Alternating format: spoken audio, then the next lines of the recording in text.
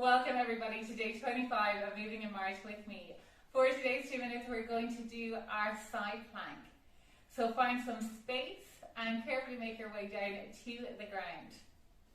As we bring ourselves down, we're going to use the hands, thread the fingers to walk the body down to come to one hip. We're going to extend the legs here, and as we do, feet are going to be stacked on top of one another as the knees and the hips. We're pressing into the supporting arm here so that we can release the other arm and bring ourselves to our forearm.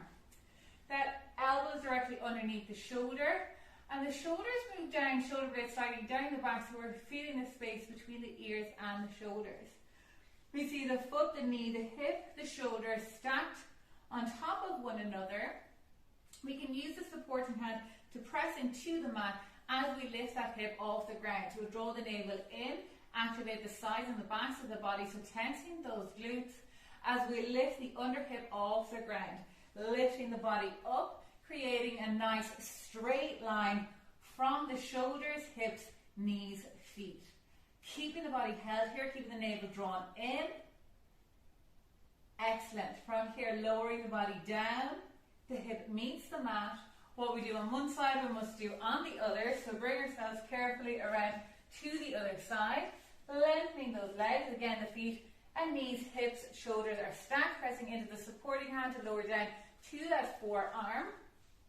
Adjusting ourselves using that supporting hand. So the elbow underneath the shoulder blades move down the back, that space between the ears and the shoulders, and now all the joints stacked on top of one another. From here the hand can reach down onto the leg, or perhaps we want to press into that supporting hand.